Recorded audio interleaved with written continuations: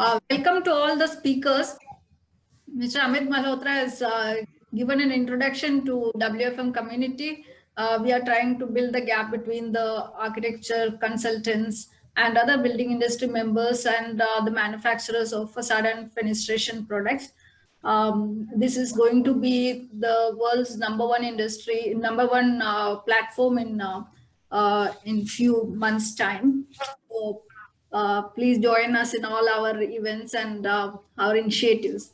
Let me start with the introduction to all our big speakers who are so well known in the industry in their own fields.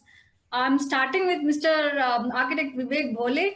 His firm is New Modern Architects based in Mumbai. He has done a number of projects, all green and sustainable, huge buildings, large-scale projects to smaller ones. He is so experienced, having a wide variety of knowledge on innovative technologies and innovations in the industry, tools, BIM, and this is his favorite subject. He wants, if you are doing a webinar on this, I am therein. Please do. I am just going to spread, tell whatever I know about this parametric architecture to everyone. I mean, he is the master of this parametric architecture. So next is architect Nilesh Gandhi. He's the principal architect at Meta Design. He's a master in architecture from the famous CPT University, CEPT Ahmedabad. He's a crusader of green buildings, and he's also a visiting faculty at many colleges. Welcome. And third is Mr. Architect Gaurav Goyal. He's the founder of Studio Parametric Curiosity. As the name suggests, his design firm is into the parametric design and BIM, using the latest tools and technologies for the development of all his projects. He's done a lot of research in these fields. And the fourth speaker is Architect Sachin Rastogi. He will be in soon. I think he's there. So I will give an introduction as soon as he joins.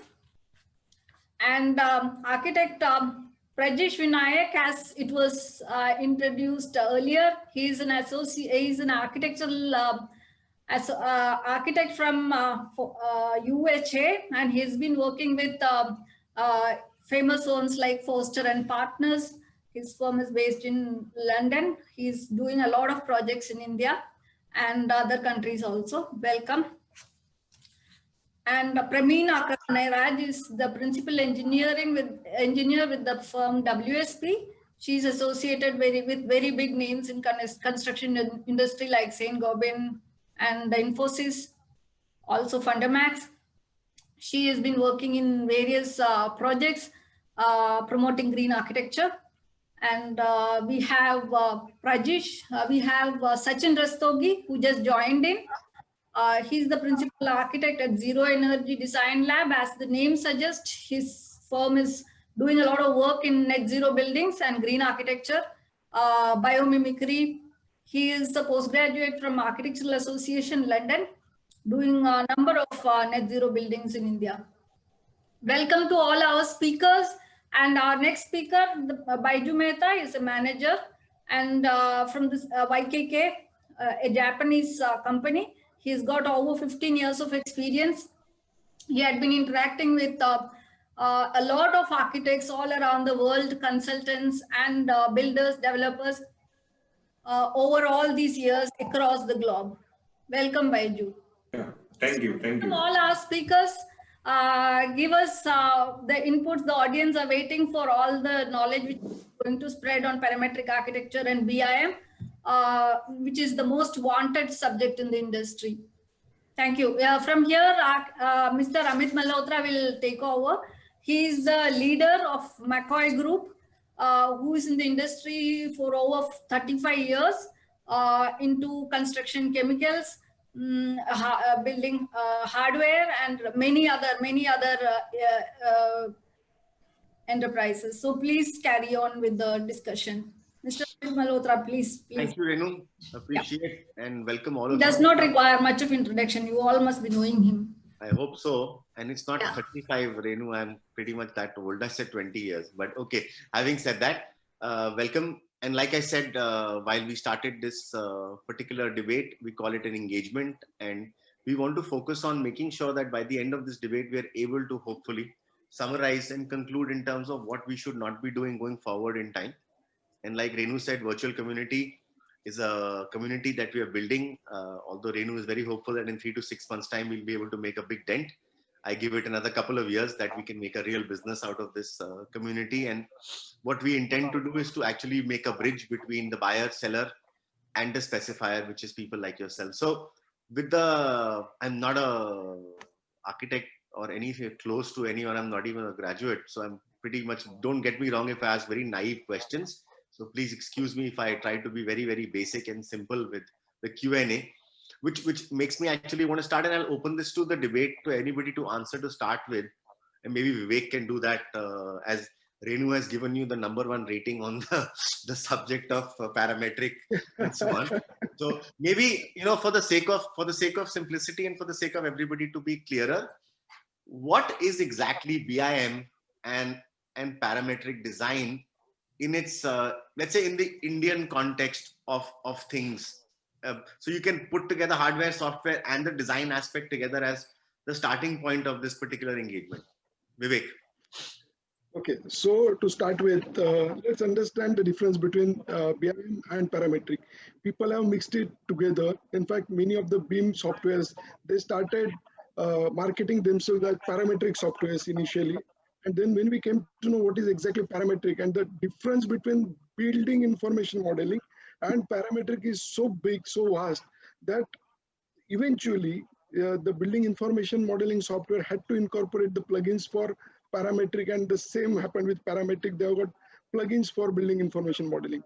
So if you go by the definition, building information modeling is basically a complex requirement where we overlap in 3D format different 3D based model based processes that gives architecture, engineering, and construction professionals the insight and the tool which can effectively plan, design, construct, and manage the building and the infrastructure. So right from designing, I'll not give too much of weightage for designing in building information modeling, but certainly for coordination till the execution. And in parametric, it's something different, where it's a result of computation of sequences through loops and conditions, and that generates really complex, unimaginable forms and gives you the aesthetics of complexity. So if you compare them together, one is a drafting tool, more of a drafting, advanced drafting tool, and the other is equally advanced designing tool. So combining them together will make a complete package. These are two separate subjects. So this is just to give the kickstart to the discussion. So if I were to interject and ask this question, and maybe I can take anybody who would like to answer this question, if anybody can demonstrate a use case, taking a building in mind, a project that you have done using the BIM and the parametric design, and then let's pick our subject, let's say an object, which is a building or a structure or a project that anybody did. And by using the software and using the design, what all advantages did we gain? So anybody would like to take that up, feel free to jump. Yeah, I would like to. Prajesh, ladies first. You'll have to, Sachin, ladies first. So I think we'll have to let Pramina come in, and then I guess. Okay, sure. This is all for chivalry, huh? So Pramina, over to you. Thank you for that. Yeah. So just to give you an example of one of the projects that I have worked on recently, parametric modeling helps immensely in terms of product development. So for example, products like shading systems or window systems. And if you look at shading systems, there are a lot of variables, there are a lot of parameters which are involved in the design. You can think of a simple shading system with slats and stuff. And when you think of that, there is the width of the slat that you need to look at. There is the distance between the different members. I think you have a blind right behind you where you have it separated at a certain distance and certain angulation and stuff. Yes. So parametric simulation helps us to find the relationship between these different parameters and helps us to arrive at the optimal performance. And there are also tools which help us to combine the geographical location of the place also into the equation. So for example, if I'm designing a shading device for, say, Bangalore, it might not work for a place like Delhi because they are in completely different locations when it comes to, sun's exposure and things like that. So all these parameters can be brought into the equation, and we don't have to get into the mathematical part of this. The software does it for us, and we should be able to visually see which is the right solution for us. So that's one of the applications of parametric simulation that I have come across. And it also resulted in a set of products which are specifically tailor-made for a particular geographical location. And they seem to be performing well as well for that particular condition. Could you elaborate with an example, perhaps, of a particular project with any effectiveness of a set of a product that you use actually enhanced, let's say, to an extent of sustainability or performance or shading or anything? Is there a possibility of just adding that factor to it? I cannot talk about the projects now because, for example, and what was the added value? See, the value is mainly in terms of energy efficiency. And if you look at the human element, there is the comfort parameter which is involved. So you get a building which is very efficient in terms of consuming as less energy as possible. At the same time, the people who are occupying the building are also comfortable in terms of visual comfort, in terms of thermal comfort and things like that. So I think that sort of brings the best of both worlds together into the design. So would it be right to say that the use of BIM and parametric design could help in wellness to an extent? Definitely. Buzzword these days, wellness as well as efficiency, because energy is always a scarce commodity. So maybe Sachin, you can come in. Sorry, I had to let the lady go first. No, absolutely. Why not? And I think Pramina has covered it pretty well. And broadly speaking, yeah, that's what parametric actually does for you. Rather than commenting on how it actually works, I would like to talk about how we used it in a project of ours. So there's a boys' hostel project where one of the major issue was that we had the southern facade, and there was tremendous exposure of sun. And in India, where we are developing these hostels, the budget is so very less that we can't afford things like double glazing windows, airtight envelopes, and hence the performance was not in materiality. It was more of a design concern, which was need to be resolved as an architectural solution. And that's where we thought that we need a much more dynamic facade, wherein it doesn't even take care of direct radiations, but also the diffuse radiation, and also the convective and the conductive heat gains, which I thought was not possible if we manually design sun shading or the skin elements. Hence, we develop a script wherein we analyze what is the solar insolation level on the existing facade, and then we take those particular input as a grid input points, and that fed into the software Grasshopper and Rhino combined.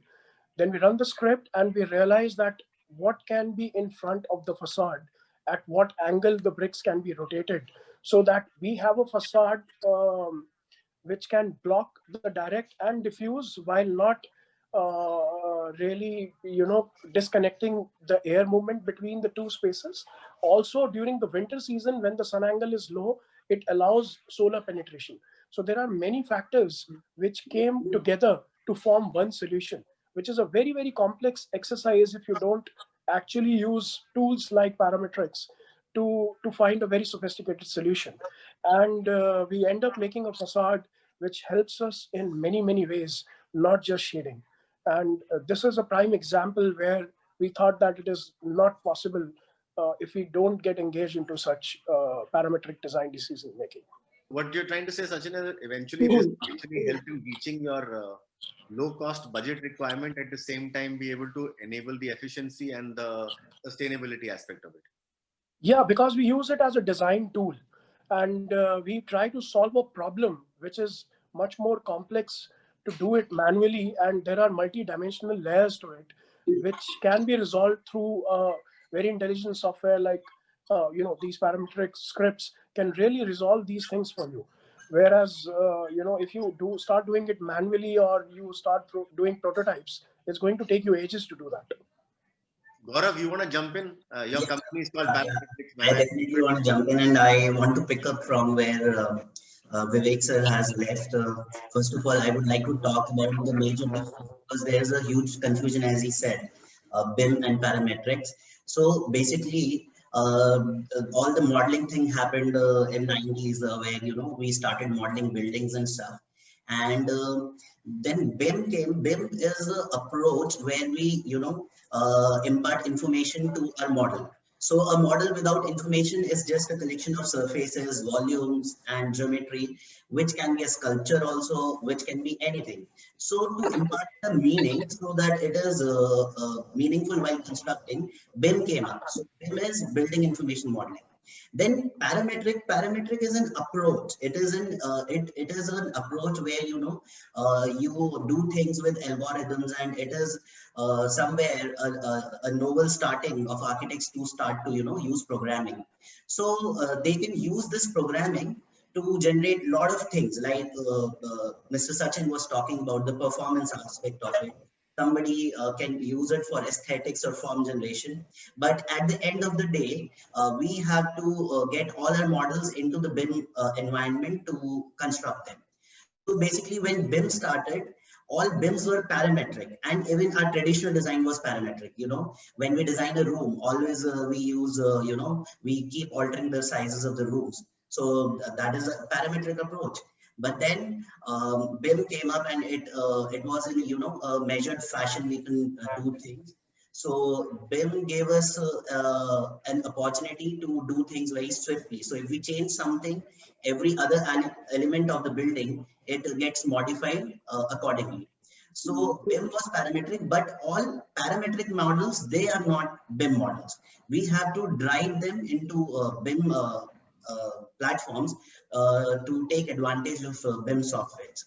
And when you ask about the projects and their advantages, there's a huge advantage. BIM has been there for years now, and if we talk about practical aspects of it, the exact amount, precise amount of quantities which we get, the construction phasings, and other than that, the clash detections, like when we integrate all the services together in BIM platform.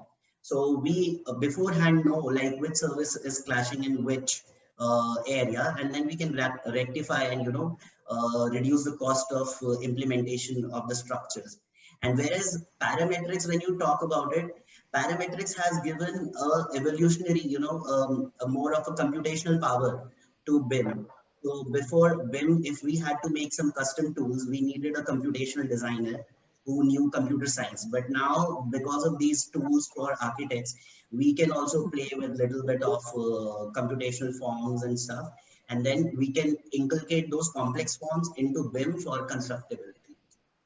So is it right to say that the software tools that we're talking about here being used is a kind of, let's say, when we say artificial intelligence is equal to machine learning plus human intelligence. So here is human intelligence where all of the architects and engineers have been working together, common sense approach, haath se sab kuch ho raha tha, drawing bhi haath se banti thi. Then it got into AutoCAD.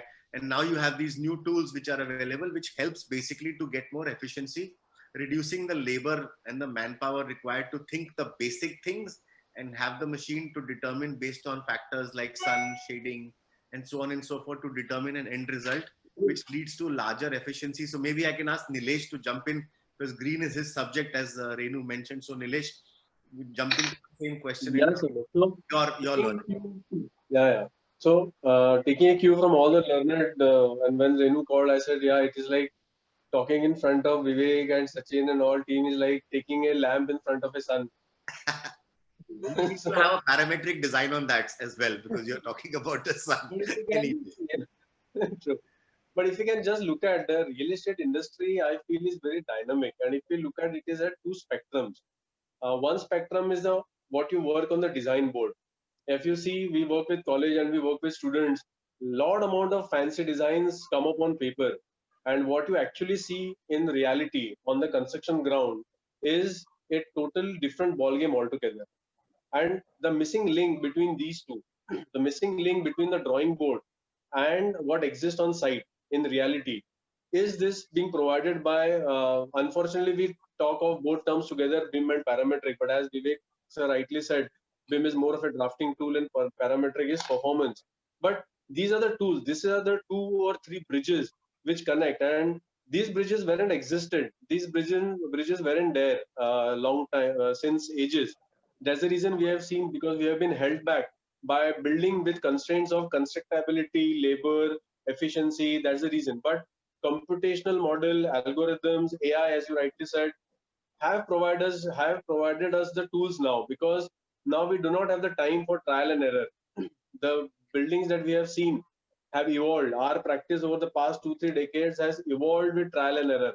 Our learnings from project A cross over to project B, cross over to project C, and then it evolves. But in today's age and time, we do not have that flexibility, or we do not have that luxury to experiment. So these are the tools which do provide us the accurate efficiencies with the end in mind, and with my goal which I have. If I have that a simulation or a model tool which tells me as to what am I going to expect and what am I going to achieve, it helps to eliminate a lot of redos. It helps us to eliminate a lot of revisions and change management and clash management that we see. So this is what it is from a very simple perspective for me, what I have understood. And of course it helps us from the green building perspective, because we know what are we going to get. I go to buy a fridge of whatever make and code, I know what I'm buying. But with a building, I don't know till it's made. It is only on paper, and at the end of the day, when you go and visit, oh, then we all know there are huge amount of surprises, and you land up and you have to live with what has been built. But this eliminates that particular stuff. So I would like to call it uncalled for editing is avoided in a way. Because lots of meetings which unfortunately at this point of time you can't have also. But I'm gonna take this to Prajesh, and I want to ask him this question with respect to your learning from your firm from the UK to what you're experiencing here in India.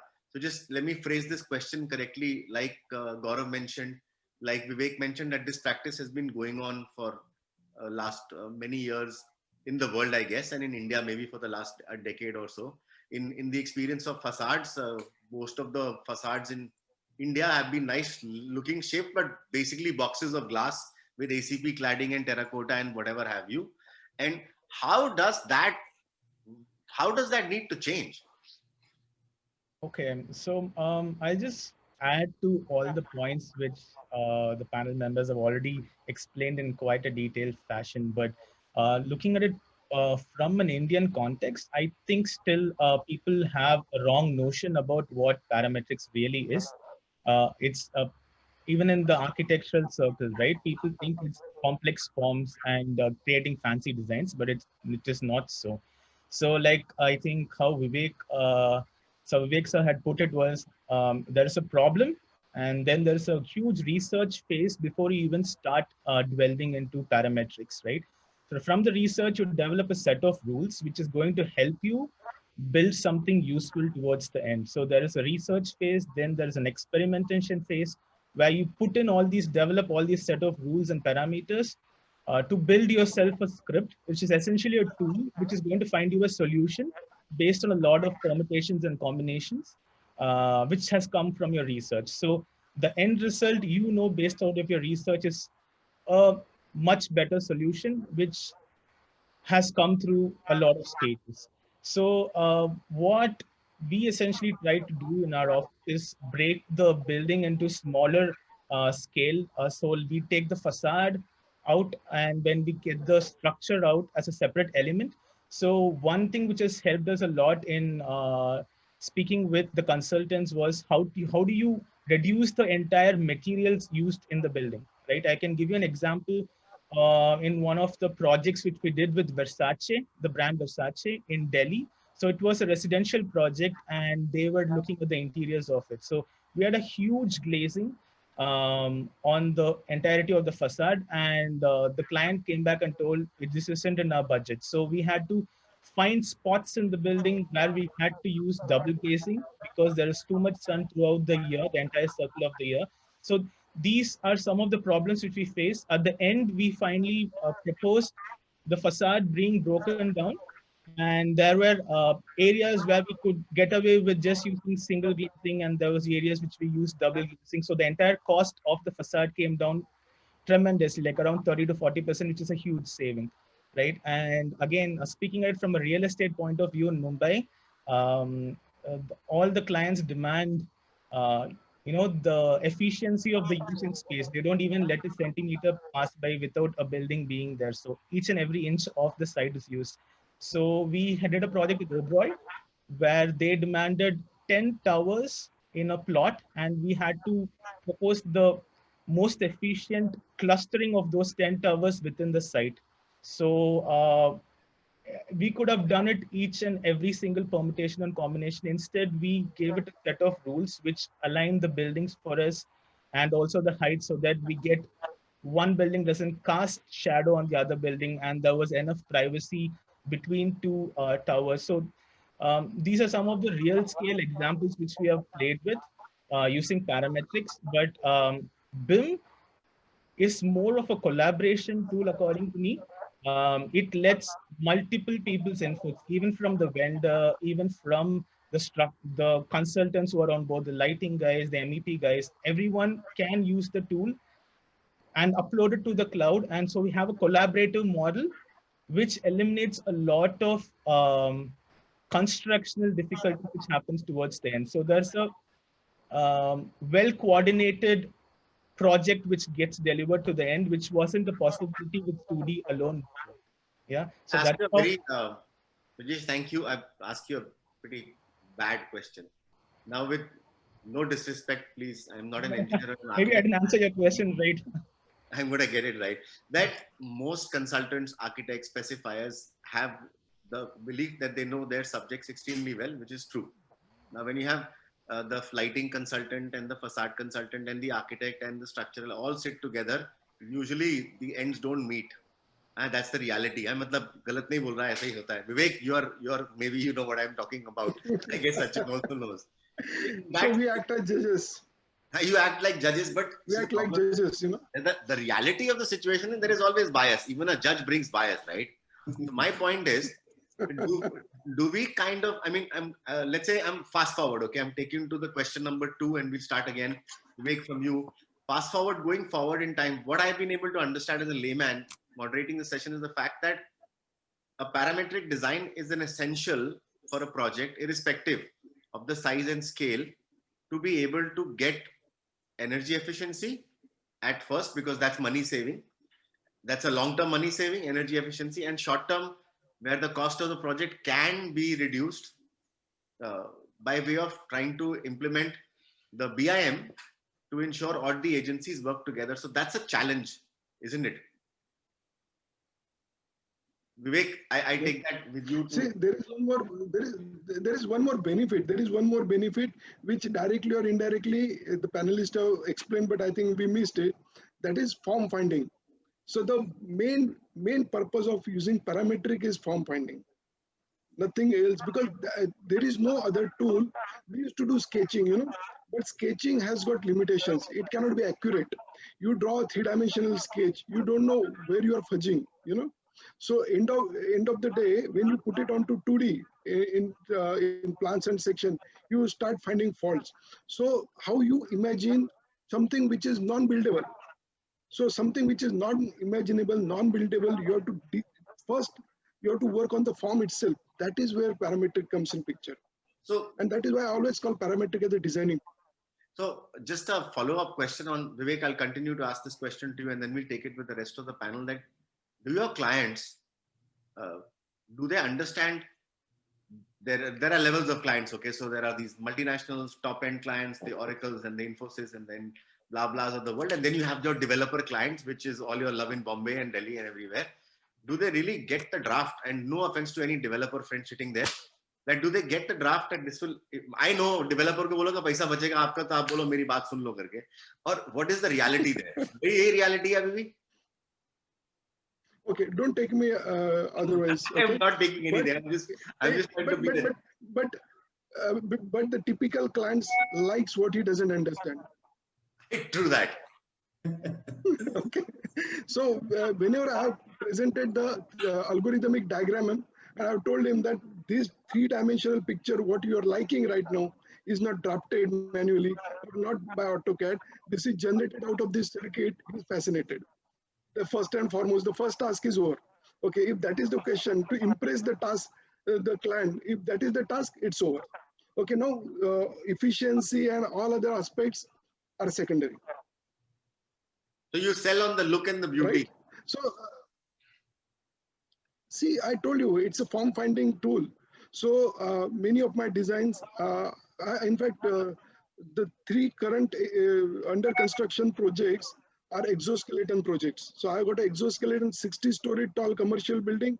I got a lotus garden, a 30-meter tall lotus garden, again exoskeleton.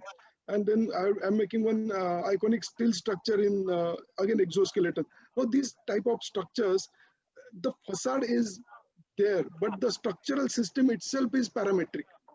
And the combination of facade with structural system with aesthetics, the end result is so fascinating that we are discussing on panel. It should have been a visual display, presentation. You will get the gist of the subject.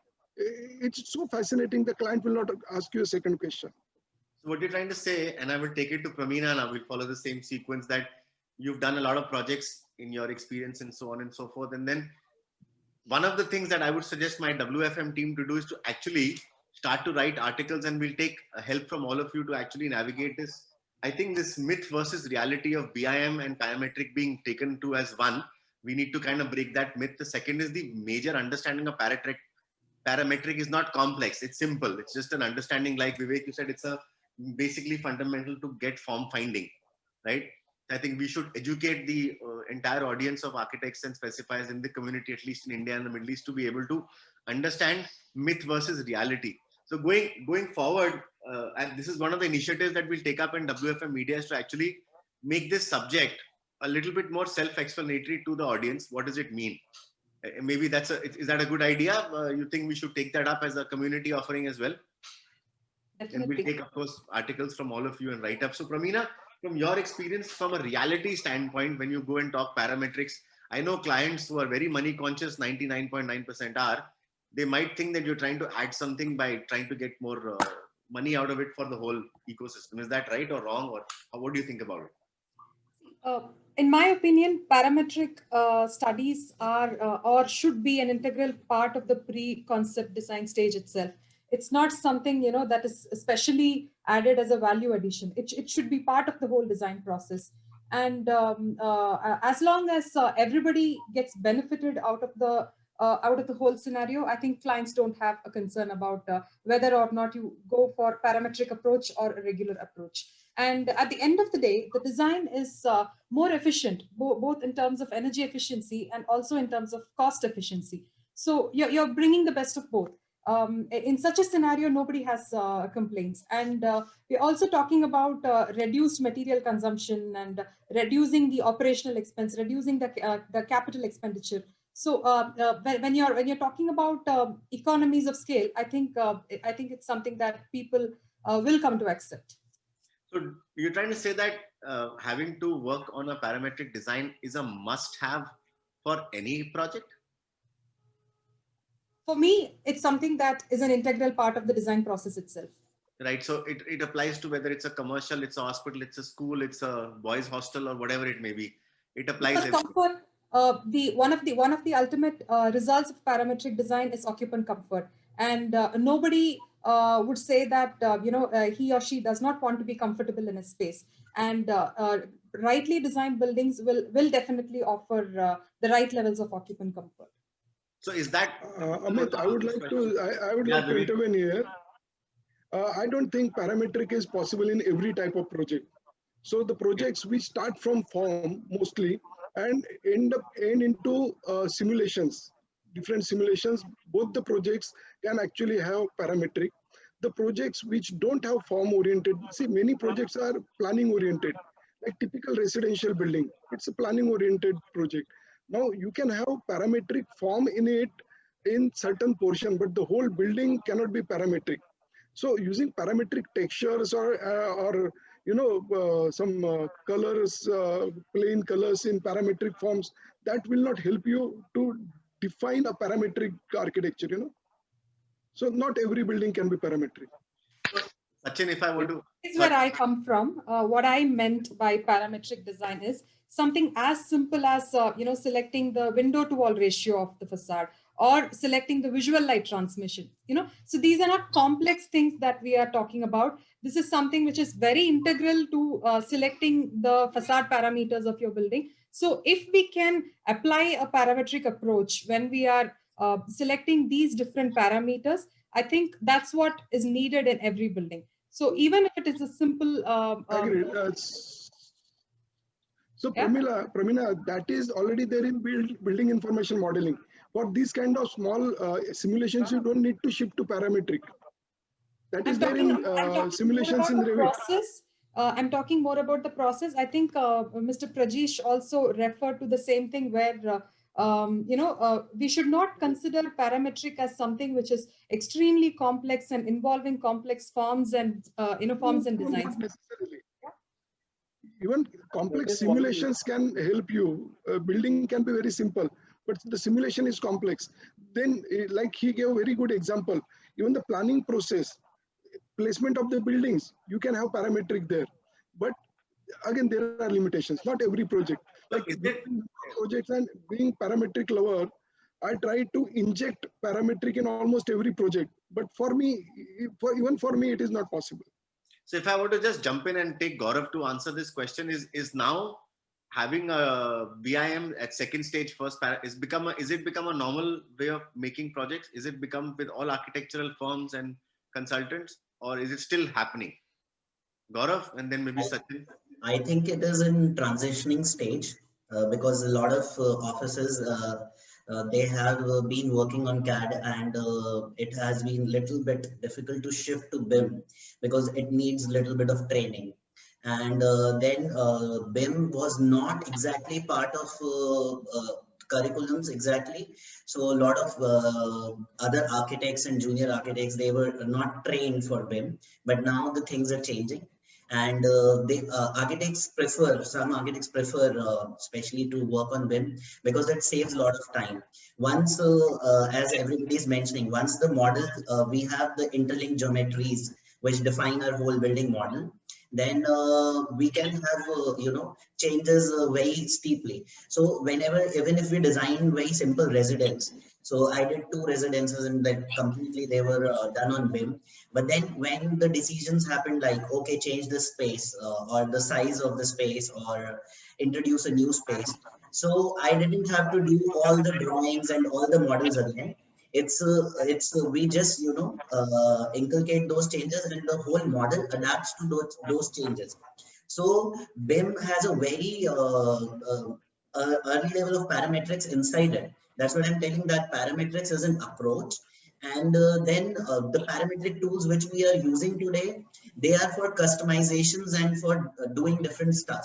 So like Sir said, it's for form generation, that's one of it. Then some evolutionary solutions, like you need a building to achieve, views of certain space and have a certain amount of solar insolation on their facades, basically. So you can program that building and you can generate thousands of options, and then computers can help you, select those options from those. So that is also a part of parametrics. So using these techniques, that depends on office to office, and also the technology transfer, like how many sessions they have, like what trainings they have, how much they have explored into this. But then transitioning is happening into BIM. Parametrics is in early stage, and many architects, though they're using, but then because things get a little bit complex at production stage, later on, if they do a lot of things with complex forms, and also it increases costs. So that's why it's not there that much, but then it's happening now in India. Nilesh, you mentioned that the drawing looks different, the execution finally looks different. Does BIM and parametric design help in bridging this gap somehow? Yeah, so Amit, to answer simply your question, parametric is not mandatory, nor is it is that all projects need parametric. Bottom line, simply said, projects have existed, projects have been built, and projects will be built without any use of any kind of BIM or parametric softwares or any kind of that stuff. One myth which has been circling around is that parametric is morely used for curvilinear forms or for iconic shapes which are very critical and difficult to manage, which is not the case, because somehow the word flexibility and curvilinear shapes are going in sync with parametric. But parametric allows even for a standard block of a building to be built intelligently. So, and it is a classic example of demand and supply. We do not have enough professionals to work on BIM and parametric here. We started with, as you know, it is a pure business and demand supply gap, wherein more number of professionals, when we are talking of cost and why won't a developer adapt it, or why will a developer adapt it. So the ones which have that vision and who are ready to shell out that initial extra dime to get the futuristic efficiency are spending on it. But there are people who do not want to take the first call of spending more, because today BIM professionals, parametric is a big first cost and the savings come later on. So for people who are not ready to make the first cost, it becomes a deterrent, it becomes a barrier to commit and to expand that. But as we go forward and as the numbers increase, it is not mainstream as of now, point blank, but because of the efficiencies which have been seen across projects, and as we see that going forward, it is making its on road way. And to answer you, yes, these are helping to ultimately get efficiencies. When will I as a developer be aware and accept this? When I lose something out of inefficiency, out of not adopting a model. So when I do that in one project, in the next project, I might as well explore this and see to it that my ACs, my facades, my operational cost, my OPEX is being reasonable than my CAPEX. Still, we are so much CAPEX obsessed. We are still worrying about my first expenditure, capital expenditure, and the 10 times of operational expenditure that my building is spending in this lifespan of 40 years. I'm unconcerned about it. So the day we become more, when the day the one spending becomes more concerned about the money that he's going to spend in the 40 years of maintaining the building, then he will spend that a bit more in the first capex. So thanks, Nilesh. So just to take it to Prajesh, because your firm comes from the UK and they have probably been using BIM for a longer period of time and they have received an ROI. Is that a standard in Europe or UK, for example? Yes. So it's been made a standard in the recent past, which I say it's like around 5 to 6 years. And they have levels of BIM, which you can use because BIM, the full potential of BIM has still not been explored by anyone, because you can input time. So you can take it up to 6 dimensions, which not many people know how to use it as well. But there are levels again, like so. But in India, I think we are still yet to catch up for only one reason, because most of our consultants don't use BIM. They still work on 2D platforms. Yeah. So collaborating with the consultant becomes a bit of a problem. And the whole point of BIM being a collaborative software between your vendors, your consultants, and the architects gets lost, because we have still not caught up to the implementing of BIM to its fullest capabilities. Yeah, so that's where we are. And to also like add to your point being, is parametric a basic need in the pre-concept phase?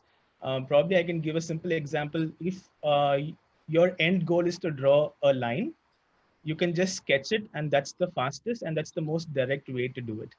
And if you need to draw 1,000 lines and see how it looks, drawing 1,000 lines by a pen on a paper is not going to be the most efficient way to explore that particular option.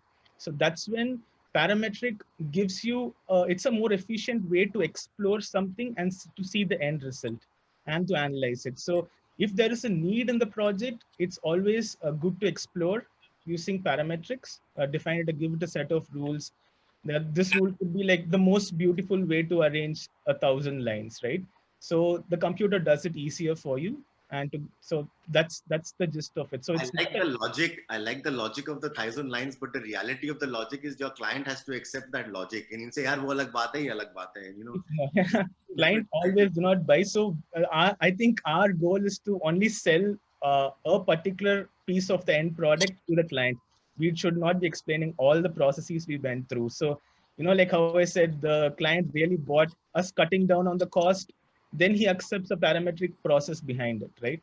And if other than that, it just doesn't sell well with the client, at least, because it's very hard for him to understand what goes behind the scenes. But yeah, so we just need to find ways to sell it to the client. I'll add a point and I'll ask Sachin, has COVID affected in any way the way the brain functions in trying to get this wellness, sustainability, energy efficiency? Because if you've been staying at home, first time you looked at your home bills actually increasing, it's like, oh shit, how can that be possible? I've lived here all my life. And that's the reality.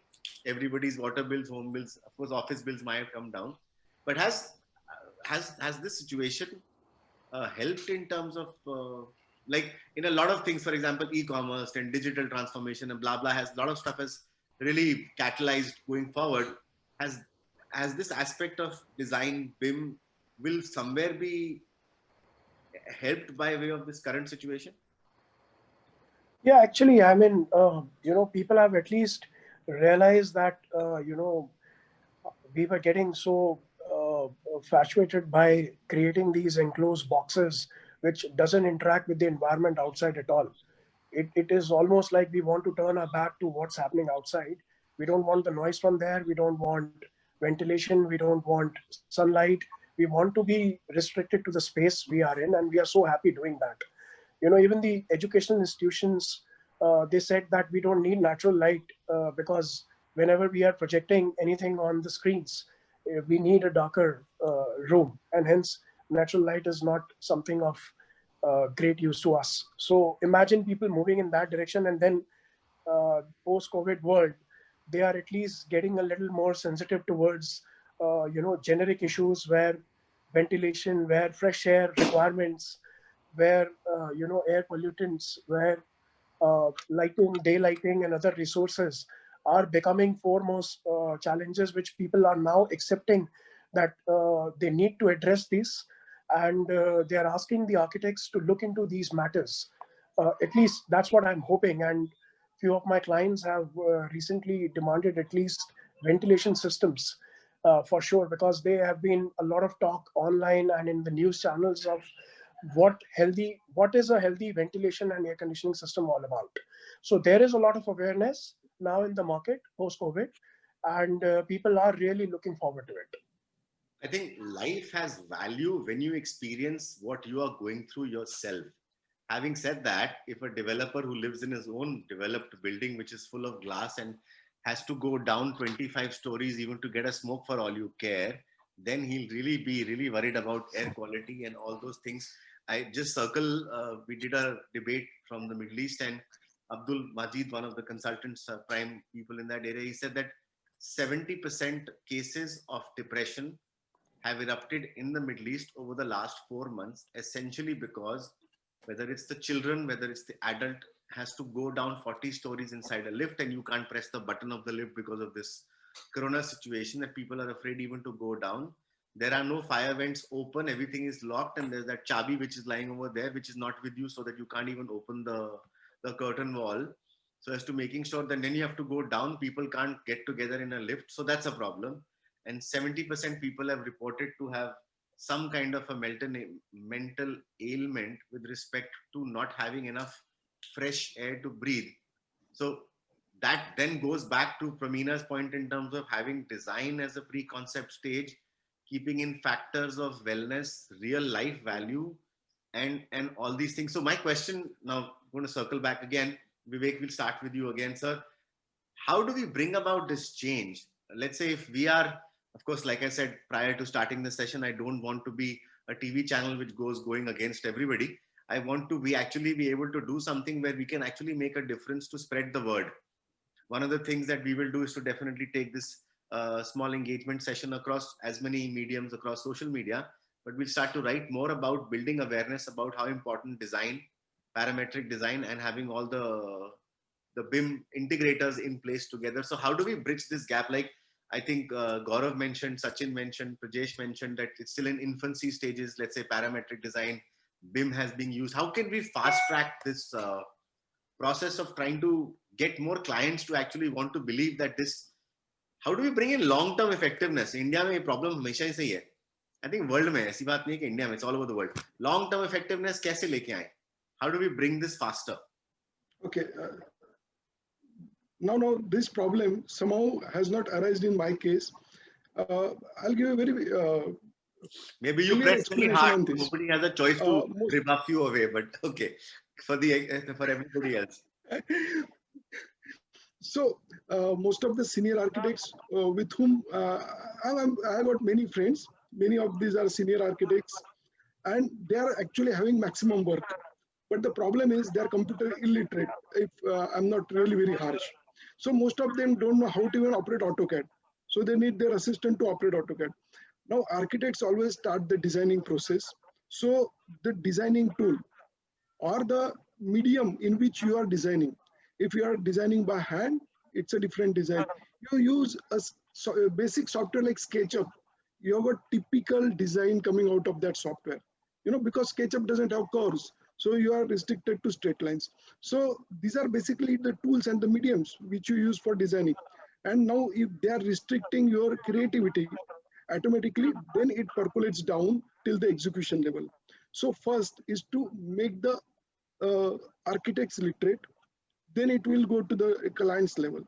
So because not many architects, or I'll say successful architects, are independent of softwares, okay? That is why we are facing most of the problems. Particularly, I don't have a single issue of adaptability of the softwares or even the even convincing the client.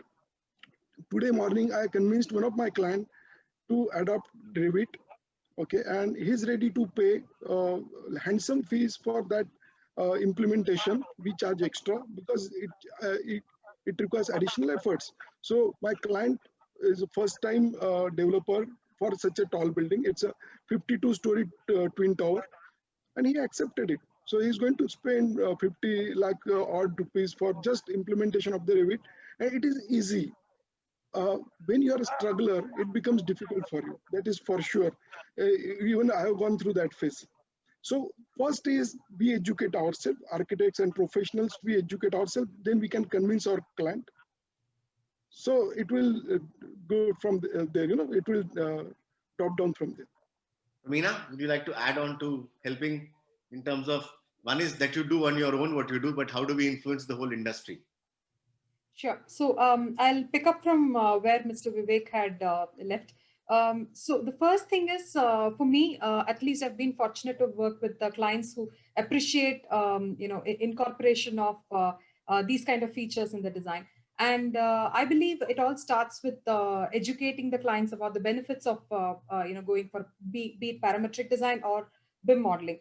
And if there is a good level of demand in the market for these kind of design initiatives, I think it will automatically trickle down to the other stakeholders in the industry as well. And that's how we change. That's how we evolve as an industry. But in order to, it's difficult to push anything down an architect's throat. And I'm sure your architects, you greatly do understand where I'm coming from as a seller. But how do we do this awareness building? Just help me so that we can actually create a movement around it. See, forums like this definitely help in that regard. For me, at least, you know, one-to-one discussions, one-to-one interactions, which we've had with various clients, and trying to help them see for themselves the benefits of going for such design improvements, that has helped. Sachin? Well, first of all, I think that, you know, in the design process or anywhere, I don't think BIM and parametrics are going to govern the designs of great buildings, because I think that they're just mere tools to help you achieve them. But the thought process is you can achieve great buildings without BIM and parametric tools as well. So technological upgradations are not going to be the way forward to design a great building. They are still will be dependent on good architectural thought process, which I think is more important. So I think it starts from the schools where architects are getting educated, that they are being taught in a right way. Still, in the schools, we are educating them as if, the forms, the fascination with the form and the materiality and westernizations is so much infatuation, in the youngsters, and I'm saying youngsters, in the students, that, the real core issues are missing out. If you go back to the past and you realize why architecture even became relevant, was because of some basic issues where you need shelter from sun, you need shelter from harsh climate, you need protection, and you need comfort. So these are basic issues which still remain very relevant. And you don't have to convince anyone that you have to achieve eventually these issues. You don't have to create a problem and then solve it, which we try most of the time to do. That we create a box which get heated up, and then we design a smart air conditioning system to resolve that problem. So if we stress upon good education, I think that is going to be a major win battle, because that will then translate into a good industry practice as well. And good industry practice, when partnered with the developers and create prototypes, you don't have to immediately jump into conclusions of building the commercial projects out there. Build prototypes, let people react to them, let them understand and absorb it. And once that understanding will filter through into the industry and to the layman, I think we will I think there'll be a better world ahead of us. I'll take this question to Gaurav, perhaps. Maybe if you can help me. I would really like to write a use case about 2 projects, without naming, I guess, in the forward times of our publication or putting it online, is to see where we used BIM modeling and parametric design to enhance the aspects of energy efficiency, green, and so on, and where there were existing projects which were guzzling fuel or electricity or whatever. And the only way, by educating, let's say, if we're to add to Sachin your point, and to Pramina your point, education only comes with use case examples. If we could take a use case example of a project 10 years ago in India, and now using Vivek, perhaps one of your projects, in terms of what we used, I think jab tak koi dekhega nahi ki what they have gained from the aspect, tab tak we'll not be able to convince, because just by articulating a thought is not going to get anybody to believe that this thought makes sense. So I think maybe Prajesh, if you help from collaborating something from your European UK side of the business, in terms of 10-15 years ago something was adopted and that has given a ROI over the next 10-15 years, that could help. And I would ask Renu and the editorial team to actually collaborate some document, and I would request all of you to give us whatever notes on a collaborative document using a use case.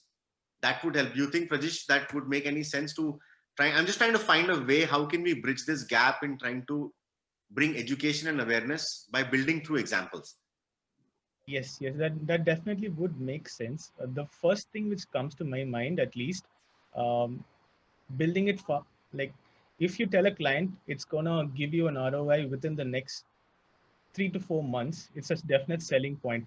Because I'll tell you why. A perfect example is, like, if a construction lifespan, like the timeline is going to be a year, because of all the coordination which used to happen in a 2D platform before, this BIM platform actually lets you fast forward it and cuts it down by almost 50%, which is time, which means money for the client, right?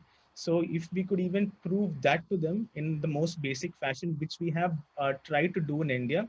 So, I mean, again, the real estate guys speak between themselves, and they know they have saved on one project, and the word starts to spread around. And now it's become a more of a mandatory requirement, because it helps them save in time and coordination, which is a lot of manpower at the end of the day, spread across the entire time frame. So that has been one of the major selling points for us to take it ahead in the industry.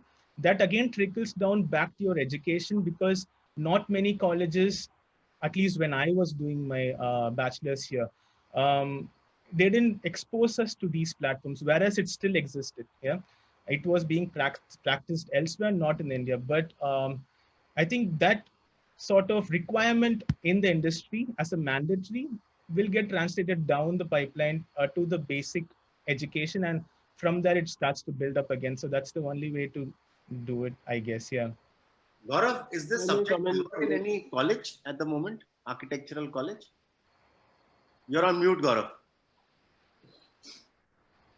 There are two colleges which are giving the program in parametrics. CEPT is giving the program, which is Master in Interior Architecture. They teach parametrics in that, I think. And then there is one in Pune. I don't remember the name of the college. They give you a master in parametrics. It's a 2-year MArch specializing in that, and they have all the labs for 3D printing and other production facilities. So there has been an attempt, and I think the Pune one was set up when this building, the CWG Stadium was built in Delhi. They realized that there's a lot of need of some college, to get people on board. So then they started the program that way. And for the examples, I have already written like 2-3 articles for WFM, buildings demonstrating like how the science is used. And for the point which you're saying in the industry, like how to convince clients, I will agree with sir, like first of all, architects need to have an attitude of using it themselves, because I know many architects who thinks that this is a futile exercise, or like they don't believe in it.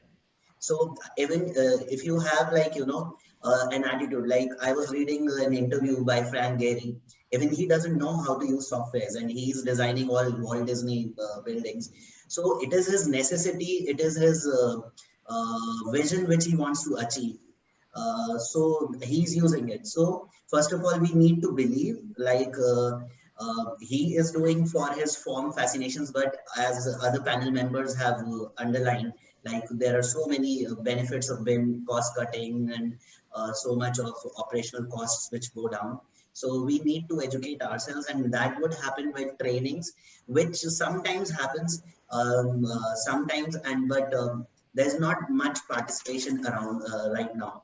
But then the platforms like you and other organizations, they try to come up with these seminars which act as, educating. India में problem क्या है, जब तक sir पे नहीं पड़ेगी तब तक कोई करेगा नहीं. That's the reality of. So that's what I'm telling you. So many architects, they shifted to BIM because some architects, they were doing government projects, and then when they put a law inside it that you have to give BIM models for the projects, then they shifted to BIM because they thought like now government is asking for it, we cannot take our projects forward. So then they shifted it to BIM. But then I would like to, for other professionals also, like if somebody wants to shift on a platform, BIM platform, and they don't have source for it. So what many people are doing here, who have to, cope up with the codal requirements or something. So they have third consultants. So they do their work in, pretty much traditional fashion, but then they hand over their drawings to BIM consultants, and then they do the work for them. So like sir said, he's charging something extra because obviously we need services. So they have to get services from outside, and they can implement in their own offices also without hiring the professionals in their own offices. Can I add quickly to Gaurav? It's like, I think if we make BIM a mandatory, because we are evolving as an industry, because initially my dad's an architect, so I have seen him days where he was sitting on the drafting table producing drawings, right? And when there is a change, there are huge repercussions to the time frame of the project.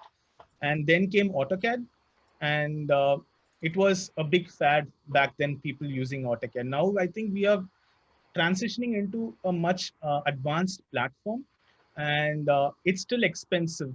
People think it's an expensive ordeal to have a BIM model, whereas it's not so. It's actually time saving for everyone, which reduces the cost. So that notion of it being an expensive addition to a project has to be, the transition has to be smooth rather than it being perceived as a additional and expensive addition to the project cost. So if that gets eliminated, it's going to boost many people using it as a mandatory, which is going to help them in the longer run as well.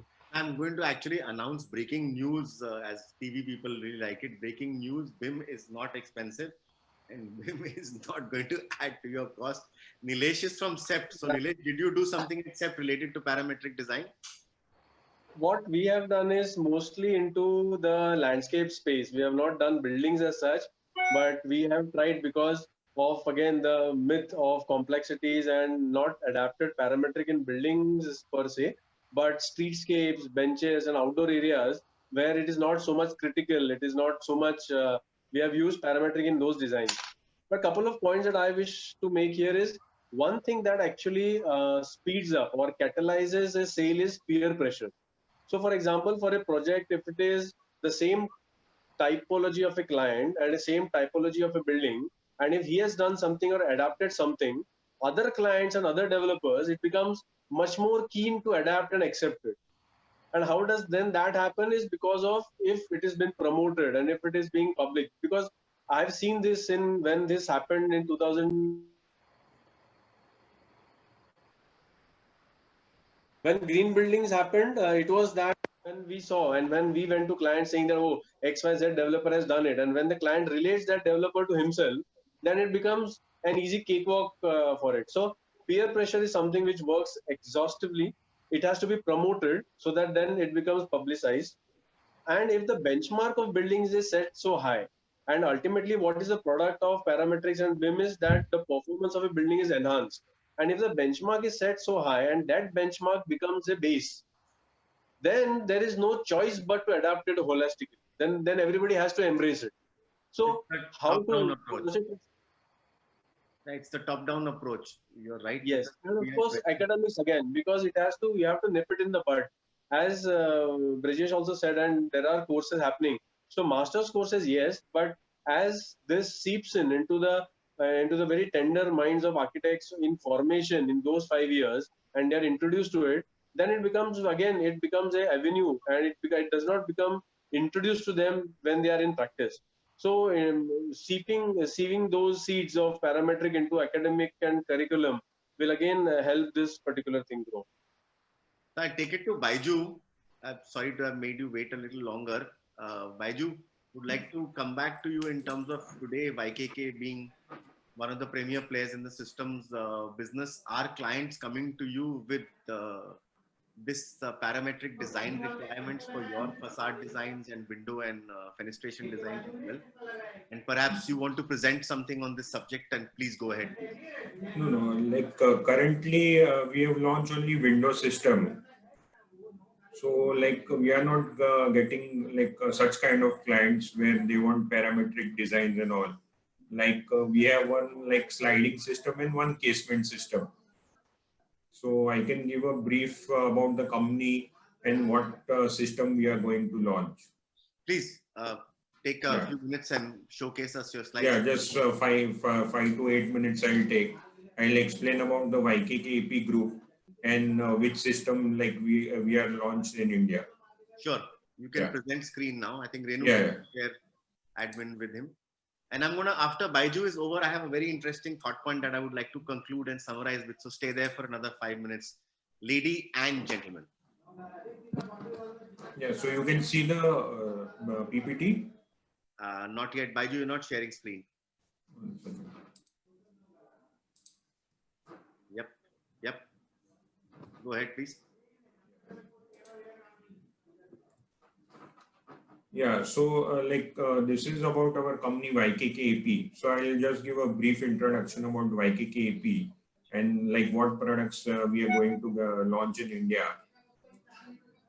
I'll just show you a company video about YKK Group.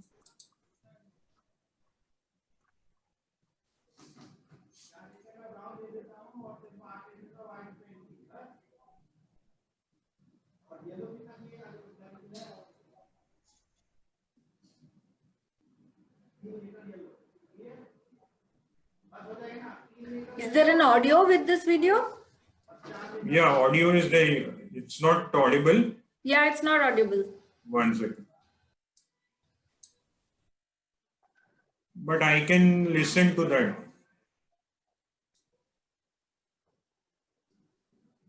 Everyone is not able to listen. No, actually, I don't think we'll be able to. I think Zoom, when you show, I don't think audio automatically transfers.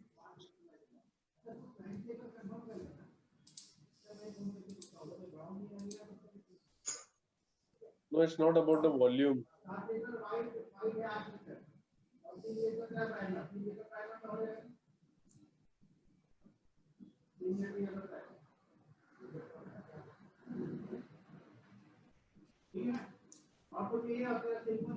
So I have this presentation also. So like later on, you can download and you can check the video with the sound also.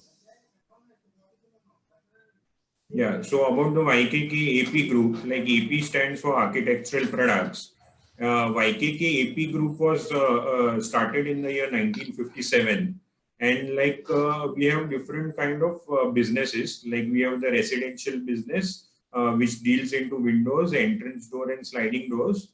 Then we are into exterior business, which deals with balconies and carports. Then we are into renovation business, like which is very significant importance to the social environment.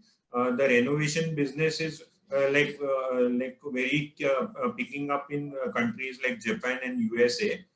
Then we have the commercial business, like where we cater to products like curtain wall, building entrance, windows and doors. And then we have the facade business, which is headquartered in Singapore, like YKKAP Singapore. So in facade, like we like design, we do the turnkey installation of the building. Like we design, we build it, and our team like does the installation also for like high rises, complex curtain walls. And then we have the industrial product business, where like a certain amount of the global extrusions we supply to different companies like auto parts, architectural components, and eco-friendly products. So like the number of offices and centers we have of YKK in Japan is 198.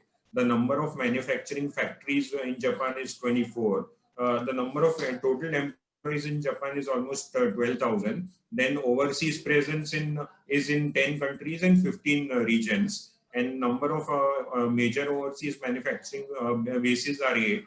And total number of overseas employees is almost 4,000. And this is our founding president, Mr. Tadao Yoshida. So like our YKK philosophy is cycle of goodness, like which in Indian terms is like Karbala to Hobala. So like if you do good to others, then you will also benefit for that good. So this is the philosophy like which Japanese and Indian we believe, and which like brings prosperity at the end. Like if you do good to others, then same good will happen to you also. Then this is the like overseas business development. So like as I told you, YKK AP was started in the year 1957, and our first overseas expansion was in Singapore in the year 1976. And currently, like we have taken over a company called Airy Architectural Products in Canada last year. So Airy Architectural Products is like a company which deals with very complicated unitized curtain wall products. And in 2013, like we had taken over Boruca Extrusion. So Boruca Extrusion is now a 100% owned subsidiary of YKK AP. Yes. And these are like the projects like which we have done overseas. So like I'll talk about the projects. Like this project is the Mode Spiral Towers, which we had done in 2008 in Nagoya City, Japan. So here like we had used almost 7,145 triangular panes of glass. Then on the project on the top right hand side is like very famous Reflections. So and this project had won the Luxury Residential Award in the year 2014. and the project on the right hand side, bottom right hand side, is like very famous garden by the bay. So this project had come into the Guinness Book of World Records also for the largest greenhouse project in the year 2015. So as I told you, YKK AP, which is based in Singapore, so they do complex projects where they do the designing, they do the build, and they do the execution of the project also. So same products we'll be launching in India also. So we'll be starting first with windows, and then gradually we'll be introducing the curtain wall facade projects or products also. And this is the major accolades we have received all over the world. So in USA, we have won the award for the Product Innovation Award for 8 consecutive years. So in USA, we have a very diverse category of products. Like we have the thermal broken windows, we have the hurricane windows, and we have the unitized glazing also. In Taiwan, we have won the top brand for construction material industry for 8 consecutive years. And also in Indonesia, we have won the top product property award in 2016, for the first consecutive years. And we have won many awards in China also. So this goes to show that whichever country we go in, we develop the product as per the requirement of that country, as per the geographical conditions of that country, and we develop the product which suits the requirement of that country, and we get gradually we get awards also for making local products for a particular country. Then this is about Boruka extrusion. So as I said, we had taken over Boruka in the year 2013. So our headquarters is in Mysore, and we have branches all over India, in Bangalore, Chennai, Coimbatore, Mumbai, Mysore, and Pune. So Boruka extrusion was the first which had the in-house anodizing, and which had the in-house powder coating facility also. And it was the first company which started made to order profiles in the year 1992. So as per the requirement, we were making the dies and we were making the extrusion. So we did not have a ready-made stock which you can you can order and we can supply. So as per the requirement, we were making the profiles. So this the product which we have already launched in India is called IWINS. So it is a window system. So we have sliding system as well as the casement system. So as I told you earlier also, that our proposal is global quality and local proposal. So the quality we integrate, we get from all other countries, and as per the requirement of that particular country, we adapt to the particular country, and we develop the product how we have developed IWINS particularly for Indian country. So the basic concept is basic performance, safety and comfort, and user functionality. And the advantage of YKK AP is everything is in-house. The profiles we get from Boruka extrusion, along with powder coating and anodizing, and also hardware and accessories we are getting from Japan. So we don't have to source it from any other supplier. So we maintain the quality, and also the stock availability is always there. So there is no short supply of stock. And this is the performance of IWINS. So the wind load, we can cater to 2.5 kPa. Air infiltration is 1.12 meter cube at maximum 75 pascals. Water tightness is 350 and 300 pascals. So in sliding, we have two kind of sill. We have the step sill and we have the flat sill also. So with step sill, we can achieve 350 pascals, and with flat sill, we can achieve 300 pascals. Then sound insulation also we can reduce 30 dBs, because we don't use wool pile, we use airtight gasket. So this helps in reducing the sound, and it also increases the air tightness and the water tightness. and like we have done the like the open and close testing, like which is equivalent to almost like 10,000 cycles. So like we have a laboratory in Japan also, so where we do the open and close test for each and every a product which we are like introducing in India. And like as I told you, like all our accessories are made in-house by YKK AP. So like we don't compromise on the quality, and like it is very, very long lasting and trouble free. So this was like a brief presentation. So like the detailed presentation like will be available on the website, and like anyone can download it and check our complete system. Thank you, Baiju. Yeah. Thank you for an elaborative presentation on YKK. Yeah, it was a very brief one. Like I had a very big presentation, which I reduced to like 6-7 slides. Thank you. Appreciate that. So just to circle back and kind of wind up, first of all, I have a couple of takeaways that I want to present to all of you. First of all of you, thank you very much for your evening today. It's still a middle of the week, so it's not such a bad, I can't say happy weekend, still have a happy weekend, doesn't matter. But having said that, I think Vivek, thanks a lot for your inputs, of course. Vivek, Nilesh, Gaurav, Sachin, Rajesh, Ramina, as well as Baiju and Renu.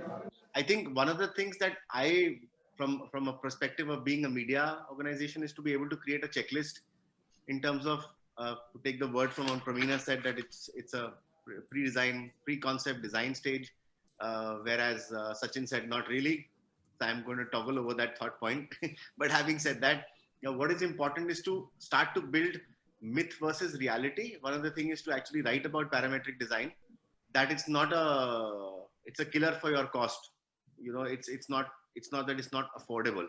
That's something that we want to continue to write about.